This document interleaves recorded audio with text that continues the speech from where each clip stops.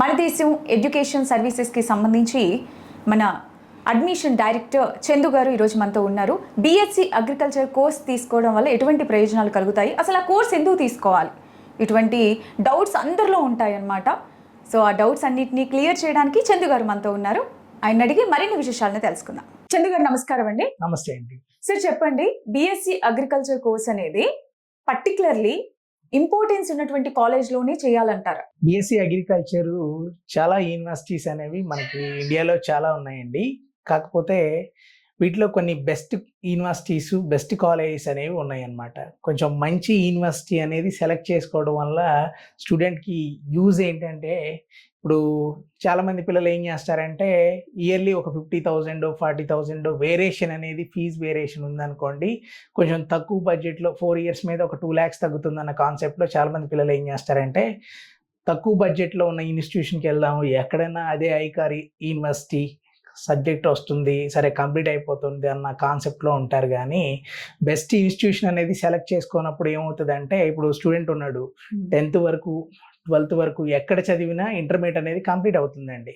So దాని తర్వాత further step ఏదైతే ఉందో అది బీఎస్సీ అగ్రికల్చర్ కోర్స్ ఉందనుకోండి, 4 years కోర్సు. సో దీన్ని బెస్ట్ ఇన్స్టిట్యూషన్ సెలెక్ట్ చేసుకొని తను చదవలేదనుకోండి, రేపు మంచి ఇన్స్టిట్యూషన్ కానప్పుడు అది ప్లేస్మెంట్స్ ఉండవు, మంచి అకాడమిక్స్ ఉండవు, లాంగ్వేజ్ అనేది ఇంప్రూవ్ అవ్వదు. సో ఫర్దర్గా ప్రాబ్లం అనేది ఫేస్ చేయాలి జాబ్కి వెళ్ళినప్పుడు. అదే మంచి స్కిల్ ఉన్న స్టూడెంట్ అనుకోండి, మంచి యూనివర్సిటీలో చదివి ఉన్నాడు అనుకోండి, డెఫినెట్గా ఏదో ఒక బెస్ట్ ఎంఎన్సీ కంపెనీనో లేదా ఒక సైంటిస్ట్గానో లేదా ఏదో ఒక గవర్నమెంట్ సెక్టర్లో ఎంట్రన్స్లోనో ఏదో ఒక ప్లేస్మెంట్కి అనేది ఆస్కారం ఉంటుంది. సో మంచి కాలేజ్ అనేది మనం ఎలా డిసైడ్ చేస్తాము అంటే, స్టూడెంట్ అయినా పేరెంట్ అయినా ఎవరైనా ఎలా డిసైడ్ చేస్తారంటే, ఏ కాలేజ్ తీసుకున్నా యూనివర్సిటీ తీసుకున్నా ఆ కాలేజీలో ప్రాపర్గా ల్యాబ్స్ కానీ లైబ్రరీ కానీ ఫ్యాకల్టీ, మెయిన్ ఫ్యాకల్టీ అండి. కొన్ని కాలేజీల్లో ఎలా ఉంటుందంటే ఫ్యాకల్టీ ఏదో తూతు మంత్రంగా ఉంటుంది, ఏదో క్లాస్కి వస్తారు చెప్తారు వెళ్ళిపోతూ ఉంటారు, ఈ పిల్లలు ఏదో క్లాస్కి వెళ్తారు వెళ్తే లేకుంటే లేదు, ఎగ్జామ్ టైంలో బుక్స్ ప్రిపేర్ అయ్యి ఎగ్జామ్ రాస్తూ ఉంటారు. సో ఆ స్టూడెంట్కి ఏంటంటే ఏదో ఆ 10 రోజులు చదువుతాడు, ఎగ్జామ్కి పాస్ మార్క్స్ లేదా 60% మార్క్స్ వస్తాయి, సర్టిఫికేట్ వచ్చేస్తుంది. కానీ ఫర్దర్గా తనకి ప్రాబ్లం ఏంటంటే, ఒకప్పుడు ఎలా ఉండేదంటే ఇంత టెక్నాలజీ లేనప్పుడు కానీ ఒకప్పుడు కొంచెం ఆపర్చునిటీ అనేది ఈజీగా దొరికేది ఏ కంపెనీకి వెళ్ళినా. సో ఇప్పుడు ఏమైపోయిందంటే చదువుకునే పిల్లలు ఎక్కువైపోయారు, ప్రతి కోర్సు కాంపిటీషన్ అనేది పెరిగిపోయింది. సో కాంపిటీషన్ పెరిగినప్పుడు బెస్ట్ స్టూడెంట్ అయితేనే తన లోపలికి అనేది వెళ్తాడు. లేదనుకోండి 10 సంవత్సరాలు ఆఫీసుల చుట్టూ తిరిగినా ఇంటర్వ్యూ ఫేస్ చేయడమే తప్ప లోపలికి అనేది వెళ్ళలేడు అనమాట. సో బెస్ట్ ఇన్స్టిట్యూషన్ సెలెక్ట్ చేసుకునేటప్పుడు 1-2 సార్లు వెరిఫై చేసుకొని ప్రాక్టికల్ ఎడ్యుకేషన్, ప్లేస్మెంట్స్, అకాడమిక్స్ ఇవన్నీ ఉన్న ఇన్స్టిట్యూషన్ కొంచెం ఫీజు ఎక్కువ ఉన్నా సరే ఆ కాలేజ్కి వెళ్ళాడు అనుకోండి, స్టూడెంట్ డెఫినెట్గా సెటిల్ అవ్వడానికి ఛాన్సెస్ ఉందండి. అయితే ఇప్పుడు కాలేజెస్ కి సంబంధించి మనకి ప్రైవేట్ అండ్ గవర్నమెంట్ 2 ఇన్స్టిట్యూషన్స్ ఉంటాయి. సో బీఎస్సీ అగ్రికల్చర్ కోర్స్ ని గవర్నమెంట్ లో చేయొచ్చా? ఎలాంటి ఫెసిలిటీస్ ఉంటాయి గవర్నమెంట్ కాలేజెస్? ఇప్పుడు గవర్నమెంట్ కాలేజ్ తీసుకుంటే మేడం, ఇప్పుడు మన తెలంగాణ ఉంది, ఒక యూనివర్సిటీ ఉంది, జయశంకర్ యూనివర్సిటీ ఉంది, దాని కింద ఒక 5 కాలేజెస్ అనేవి ఉన్నాయన్నమాట. అలాగే ఏపీలో ఒక ఎన్జీ రంగా యూనివర్సిటీ ఉంది, దాని కింద ఒక 11 కాలేజెస్ అనేవి ఉన్నాయి. సో వీటిల్లో కొన్ని కాలేజెస్లో ఇప్పుడు ఎలా ఉంటుందంటే, మీకు చెప్పా కదా, వీటిలో కొన్ని ప్రైవేట్ కాలేజెస్ కూడా ఉన్నాయి అన్నమాట. ఏపీలో కొన్ని ప్రైవేట్ కాలేజెస్ కూడా ఉన్నాయి. సో ప్రాపర్గా వాళ్ళు ఫీల్డ్ కానీ ఇవన్నీ మెయింటైన్ చేయరు. పర్మిషన్ వచ్చే వరకు ఒకలాగా, తర్వాత ఒకలాగా అనేది ఉంటుందన్నమాట. అలా అని ప్రతి గవర్నమెంట్ ఇన్స్టిట్యూషన్ ఇది బాగోదని కాదు, కొన్ని ఇన్స్టిట్యూషన్స్ మాత్రం కొన్ని ప్రాబ్లమ్స్ అనేవి ఉన్నాయి. అలాగే మీరు చూసుకుంటే ప్లేస్మెంట్స్ విషయంలో మీరు అది ఏ కోర్స్ అన్నా కానివ్వండి, ప్లేస్మెంట్స్ విషయంలో మీకు ప్రైవేట్ యూనివర్సిటీస్తో గవర్నమెంట్ యూనివర్సిటీస్ అనేవి పోటీ పడలేవు. ఓకే. సో వాళ్ళు పెట్టే ఎఫెక్ట్స్ అనేది వేరనమాట. డెఫినెట్గా పిల్లల్ని ప్లేస్ చేయడానికే వాళ్ళు ప్రయత్నం అనేది చేస్తారు. ఓకే. బైపీసీ కోర్స్ కి సంబంధించి సైన్స్ సబ్జెక్ట్ లో మోర్ దెన్ కోర్సెస్ ఉంటాయన్నమాట. అవును. సో అటువంటి కోర్సెస్ లో స్టూడెంట్స్ ఎటువంటి కోర్సులకి ఇంపార్టెన్స్ ఇస్తే మంచిదంటారు? కోర్సెస్ అంటే మేడం, ఎవరైనా అసలు బైపీసీ జాయిన్ అయ్యాడు స్టూడెంట్ అంటే మెయిన్ కాన్సెప్ట్ ఒక్కటేనండి, వాళ్ళు మా అమ్మాయో అబ్బాయో డెఫినెట్గా మెడిసిన్ సీట్ కొట్టాలి, అవును. డాక్టర్ అవ్వాలి అన్న కాన్సెప్ట్లోనే పేరెంట్ కానీ స్టూడెంట్ కానీ చాలా మందికి కళలు ఉంటాయన్నమాట. కాకపోతే అందరూ డాక్టర్స్ అనేది అవ్వలేరు, కానీ కొంతవరకు డాక్టర్ అవడానికి చాలా మంది పిల్లలు బైపీసీలో జాయిన్ అవుతూ ఉంటారు అనమాట. సో బైపీసీలో ఇప్పుడు మెయిన్ కోర్స్ అనేది ఎంబీబీఎస్ఏ. ఎంబీబీఎస్ కొంతమందికి కౌన్సిలింగ్లో వస్తుంది, కొంతమందికి రాదు. సో రాని పిల్లలు ఏం చేస్తారు, ఏదో కోర్స్ అనేది జాయిన్ అవ్వాలి. ఫైనాన్షియల్గా పెట్టగలిగే వాళ్ళు కొంతమంది ఎన్ఆర్ఐ కోటాలో సీట్ అనేది సంపాదిస్తారు. కొంతమంది వచ్చేసి ఎలా ఉంటుందంటే బెస్ట్ కాలేజ్ రాలేదు, సో ఏదన్నా మెడికల్ కాలేజ్ బయటికి ఏదో ఫారెన్ వెళ్ళి ఎంబీబీఎస్ కంప్లీట్ చేద్దాం అన్న కాన్సెప్ట్లో కొంతమంది పిల్లలు ఉంటారు. బేసిక్గా తీసుకుంటే మన దగ్గర బైపీసీ పిల్లలు ఎక్కువ వెళ్ళే కంట్రీస్ అనేది ఫిలిప్పైన్స్, కిజికిస్తాన్, రష్యా, జార్జియా ఇలాంటి కంట్రీస్ అనేది ఎక్కువ ప్రమోషన్ అనేది చేస్తారు కన్సల్టెంట్లు. సో ఆ కంట్రీస్కే తక్కువ బడ్జెట్లో 15 lakhs, 20 lakhs, 25 lakhs ఇలా తక్కువ బడ్జెట్లో వెళ్ళి ఎంబీబీఎస్ చదువుదాము, ఏదో మనం డాక్టర్ అవుదాము అని చాలామంది కళ్ళు. కానీ సో ఫారెన్కి వెళ్తూ ఉంటారు అన్నమాట ఎంబీబీఎస్ చదవడానికి. వాస్తవంగా వాళ్ళకి తెలియని నిజాలు ఏంటంటే ఇక్కడ చెప్పేదానికి, అక్కడ జరుగుతున్న దానికి, అక్కడ ఉన్న కాలేజీలకి, ఎడ్యుకేషన్కి అసలు కంపారిజన్ ఏం లేదండి. ఈ బడ్జెట్ అని చెప్తారు, ఆ బడ్జెట్లో అనేది అది ఎంబీబీఎస్ అనేది కంప్లీట్ అవ్వదు, కన్ఫామ్గా కంప్లీట్ అవ్వదు.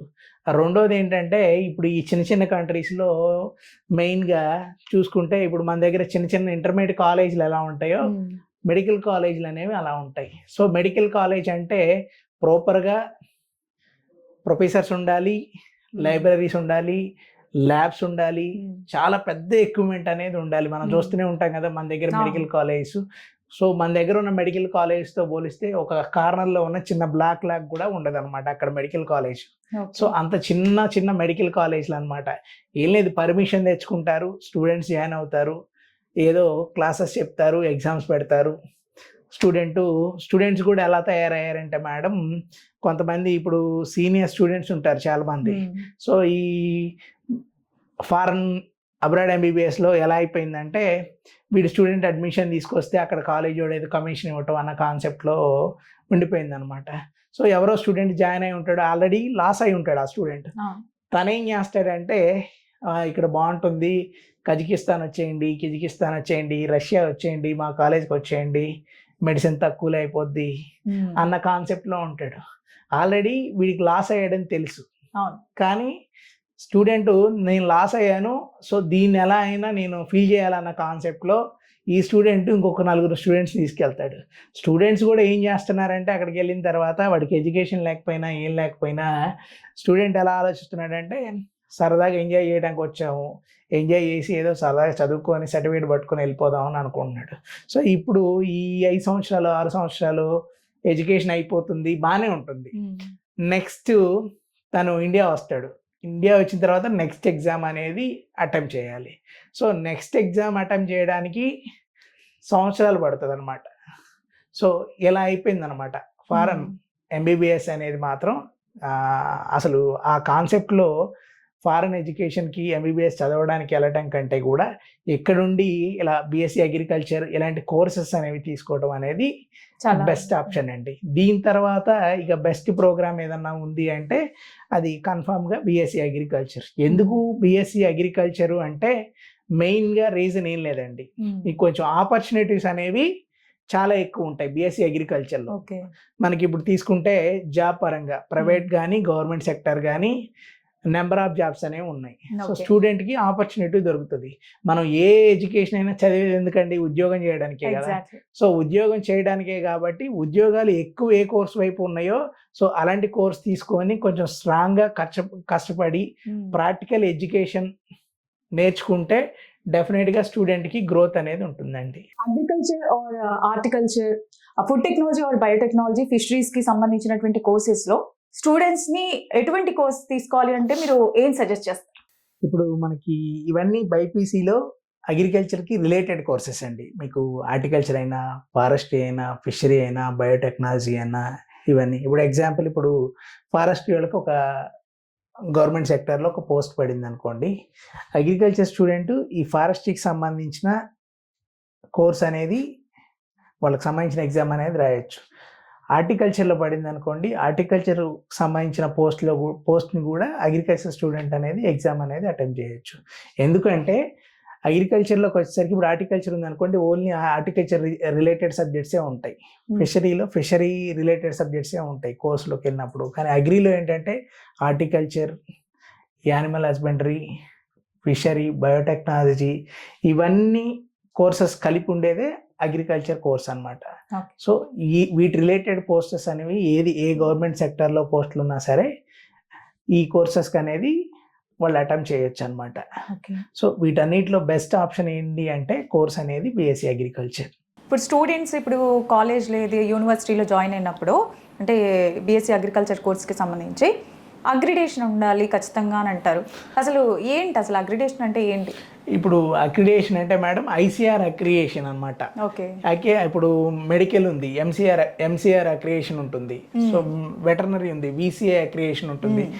అలాగే అగ్రికల్చర్ ఉంది, అగ్రికల్చర్కి ఎంసీఆర్ అక్రియేషన్ అని ఉంటుంది. ఇది ఏంటంటే ఒక రెగ్యులర్ బాడీ మేడం. సో దీని ఆథరైజ్డ్ ఐకార్ అక్రియేషన్ ఉన్న కాలేజ్ ఇన్స్టిట్యూషన్లో చదివితేనే మన స్టూడెంట్కి అనేది ఈవెన్ మన దగ్గర ఉన్న ఏ గవర్నమెంట్ సెక్టర్లో జాబ్కి అప్లై చేయాలన్నా, లేదు ఒక బెస్ట్ ఎంఎన్సీ కంపెనీలో తను వర్క్ చేయాలన్నా, సో అక్రియేషన్ ఉన్న యూనివర్సిటీలోనో కాలేజ్లోనో చదివితేనే ఆ స్టూడెంట్ సర్టిఫికేట్ అనేది వాల్యూడ్ మేడం.